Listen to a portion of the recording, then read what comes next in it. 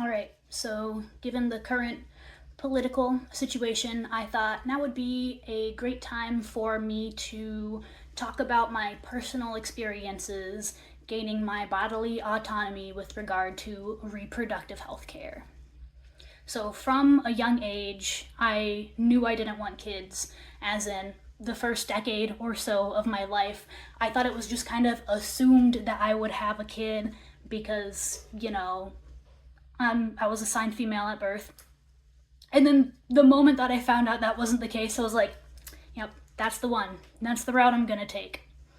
And despite the fact that people in my life were constantly telling me that I was going to change my mind when I got older and someday I would want to have a kid, that never changed.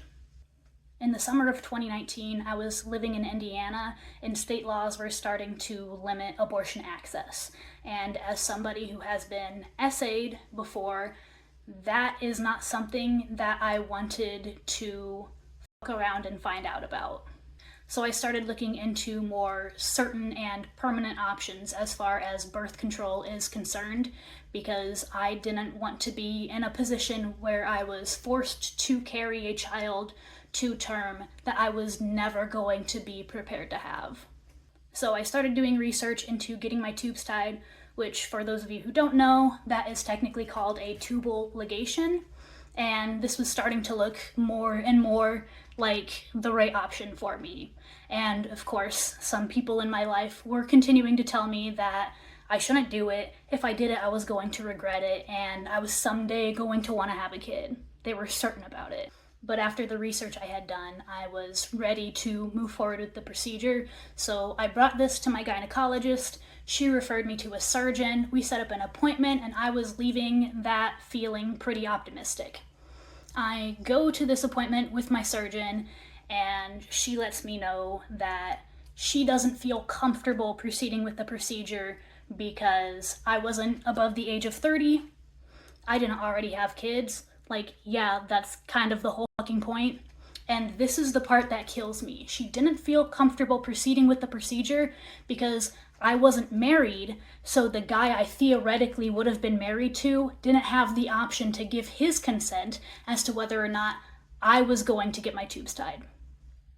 Of course, I left that appointment feeling really devastated. I went home, I cried, I talked to my partner about that, and he let me know pretty immediately that if I wanted to get married, get my tubes tied, and then immediately get a divorce right afterwards, he was down to go forward with that. Which, first of all, that's what allyship looks like.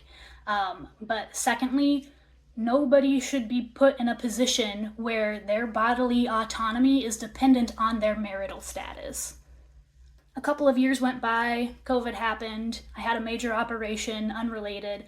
Me and that partner did end up getting married, and then I go back to my gynecologist, where she finds out that I wasn't able to get that tubal ligation, and then she says, "Why didn't you tell me sooner? I could have just referred you to another surgeon," which I don't know really why I didn't think of that sooner, but I don't think the COVID part helped at all. Anyway, I see the second surgeon.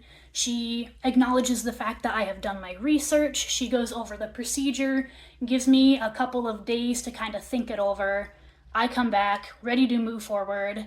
We set an operation date, and I'm able to get the operation taken care of. I intentionally did not tell some people in my life that I got that operation done, namely those same people who were giving me grief for considering it in the first place, but of course they found out eventually anyway. That's, if anyone in the family finds out about something, everybody in the family is gonna know. Once these people found out, they felt a need to express their sorrow in the fact that they really thought that I was going to be a good mom, and they really wanted me to have kids, which at the end of the day, it's not about them and their desires. If you know something is right for you and good for you, do it. You don't owe anybody any explanations, period. Now, I know that I specifically sought out the tubal ligation because I wanted a more permanent option as far as not having kids is concerned, and society would have you thinking that if you got a tubal ligation, having your own biological kids in the future would never be an option, but that's honestly not true.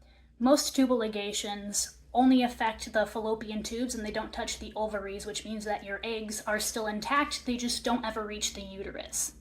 There is a procedure called in vitro fertilization, though, where they take the eggs from the ovaries, they take them out of your body, they fertilize them with the semen outside of the body, and then they put it back in your uterus where it can develop into an embryo and you're able to have your own biological child. You just have to be very intentional about the pregnancy.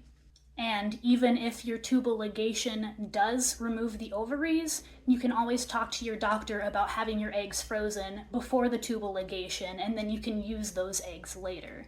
Now, of course, a downside to this option is the fact that tubal ligations and in vitro fertilization and pretty much any other medical situation that you might have is going to be more expensive than the classic and more fun, in my opinion, way of getting pregnant. But I hate to break it to you, having a baby is a very expensive thing. Anyway, since birth control and abortion access are hot topics right now, understandably, I just thought now would be a good opportunity for me to share my experiences to try and start a conversation about something that I don't think people really talk about. At least I haven't heard anybody else talking about before, and I, even going into the tubal ligation, had misunderstood the fact that you are still totally capable of having your own biological child even if you proceed with the tubal ligation. And I think it's important that more people know that going forward in case they want to proceed with that.